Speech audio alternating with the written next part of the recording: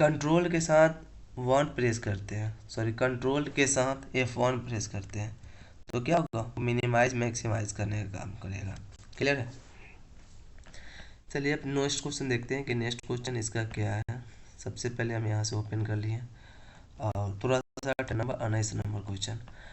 Multiple open Windows के प्रबंधक हेतु विंडोज के किस जीपीयू कंपोनेंट घटक का प्रयोग होता है, तो डेस्कटॉप विंडोज मैनेजर। इसका आंसर दीजिएगा desktop Windows manager. Icon, task bar, start menu ये होता है टास्क बार, इसके नीचे वाला होता है, और आइकन जहाँ पे एरो का सिंबल। देखिएगा आइकन शॉर्टकट की पहचान कैसे करते हैं। अगर जहाँ पे तीर का सिंबल हो ना वो होता है आपका शॉर्टकट, जहाँ पे तीर का सिंबल शॉर्टकट, जहाँ पे तीर का सिंबल नहीं हो वो क्या होता है, वो होता है आइकन। चलिए हम नेक्स्ट आंसर समझते हैं। नेक्स्ट क्वेश्चन क्या है, सबसे पहले पढ़ना है।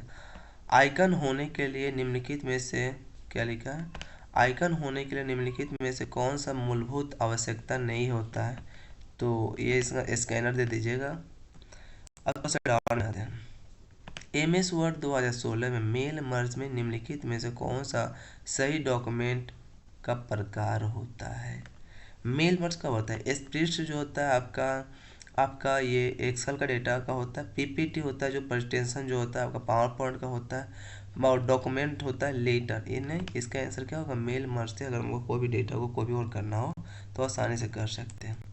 CPU की गति का मापक, ये बहुत ही इंपॉर्टेंट क्वेश्चन होता है, आप इसे अच्छे तरीके से देख लीजिएगा। क्लियर कि CPU की गति का मापक में डैश में होता है, तो CPU की जो गति होता है ना वह MB का फुल नेम होता है मेगाबाइट, TB का फुल नेम होता है टेट्राबाइट। ठीक है, तो यहाँ पे इसका जो आंसर होगा HG होगा कि CPU की गति को मापने के लिए हमें HZ का प्रयोग करना पड़ता है। अगर आप HZ का प्रयोग करेंगे तो CPU की गति को आप आसानी से माप सकते हैं।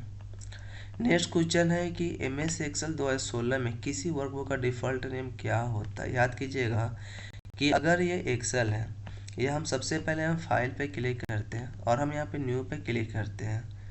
न्यू, जब हम न्यू पे क्लिक करेंगे एंड हम यहाँ पे क्या करते हैं, ब्लैंक वर्कबुक लेते हैं। इतना एरिया को सिलेक्ट किए, कुछ डेटा लिखे, कंट्रोल से एंटर प्रेस करेंगे, ऑटोमेटिकली डेटा लिखा जाएगा। अब हमें करना क्या है कि हम MS एक्सेल में बाय डिफ़ॉल्ट कोई भी डेटा को सेव करते हैं तो यह डेटा इस बुक के नाम से सेव होता है। जैसे हम यहाँ पे सेव किए तो आप देख सकते हैं कि डेटा किस नाम से सेव हो रहा है, बुक के नाम से। तो वही क्वेश्चन में पूछा गया कि MS एक्सेल 2016, ये जो आप एक्सेल पढ़ रहे हैं ना 2016 के बारे में पढ़ रहे हैं, और देखिए बेल्ट्रॉन में जितने भी क्वेश्चन पूछा गया है MS ऑफिस 2016 के बारे में पूछा गया। वाक्यों में 2007, 10, 13, 16 ना, इसमें कोई डिफरेंट है नहीं, बट थोड़ा मोड़ा अंतर है। तो अगर आप 10 यूज़ करते हैं, 13 यूज़ करते हैं, 16 यूज़ करते हैं तो आराम से काम कर सकते हैं। तो अगर हम MS एक्सेल में कोई भी डेटा बनाते हैं ना तो बुक के नाम से सेव होता है, समझ गए। तो बुक, ये पूछा है कि MS एक्सेल का डिफ़ॉल्ट नेम क्या होता है, बुक होता है, और वहीं एक्सटेंशन में पूछे तो .xl। कंप्यूटर लिखा गया 24 नंबर, कंप्यूटर को चलाने वाला मास्टर कंट्रोल प्रोग्राम डैश होता है। तो देखिए कंप्यूटर किस चीज़ पे चलता है, कंप्यूटर में जब तक आप ऑपरेटिंग सिस्टम नहीं, असेंबल क्या होता है, कंप्यूटर को बनाने के लिए असेंबल करते हैं, कंप्राइबर नहीं होगा, इंटरप्रेटर नहीं होगा, क्योंकि जब तक कंप्यूटर में ऑपरेटिंग सिस्टम नहीं रहेगा तब तक कंप्यूटर और ही नहीं होगा।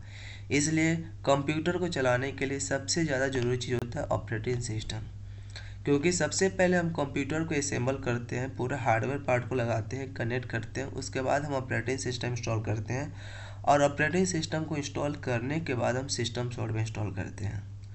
तो याद कीजिएगा कि कंप्यूटर को चलाने के लिए हम ऑपरेटिंग सिस्टम की ज़रूरत होती है। नेक्स्ट है माइक्रोसॉफ्ट वर्ड 2016 एप्लीकेशन डिफ़ॉल्ट नाम के साथ डॉक्यूमेंट दस्तावेज खोजता है। तो इसका जो आंसर होगा कि अगर हम MS वर्ड में जब कोई डेटा बनाते हैं तो बाय डिफ़ॉल्ट डॉक्यूमेंट के नाम से सेव होता है। क्योंकि देखिए हम MS वर्ड है और इसमें जब भी कोई डेटा बनाएंगे तो बाय डिफ़ॉल्ट किस नाम से होगा, डॉक्यूमेंट के नाम से, जो आपको ऊपर में लिखा गया होगा डॉक्यूमेंट। क्लियर। तो याद रखिएगा कि MS वर्ड में जब कोई डेटा बनाते हैं तो बाय डिफ़ॉल्ट डॉक्यूमेंट के नाम से सेव होता है, एक्सेल में बनाते हैं तो बाय डिफ़ॉल्ट बुक के नाम से सेव होता है, पावर पॉइंट बनाते हैं तो बाय डिफ़ॉल्ट प्रेजेंटेशन के नाम से होता है, और MS एक्सेस में कोई डेटा बनाते हैं तो बाय डिफ़ॉल्ट डाटाबेस के नाम से सेव होता है। तो इसको अच्छी तरह से आप लोग याद कर लीजिएगा, देख लीजिएगा। नेक्स्ट है एमएस एक्सेल में कौन सा चिन्ह शुद्ध के आरंभ का प्रतीत होता है। देखिए कि अगर हम एमएस एक्सेल में जब कोई भी कार्य करते हैं ना, तो सबसे पहले हम इक्वल जरूर देते हैं। जैसे हम 400 दिए या हम इतना दिए 500, अगर हम 400 क्या लिखा है, 4200 लिखा गया, 4200 प्लस 500 लिखेंगे तो इसका आंसर गलत है, ये आंसर नहीं आएगा। इसीलिए हम बराबर करते हैं और 400 प्लस 500 करते हैं। यानी एमएस एक्सेल में जब कोई भी हम कैलकुलेशन का कार्य करते हैं तो सबसे पहले हम बराबर जरूर देते हैं, तो आंसर आ जाएगा। अगर बराबर नहीं रहेगा तो आप प्लस भी देकर अपना काम कर सकते हैं, 500 प्लस हुआ। तो लेकिन देखिए कि जब यहाँ पे बराबर है ही तो टेंशन क्या है, इसका जो आंसर होगा क्या होगा, बराबर होगा।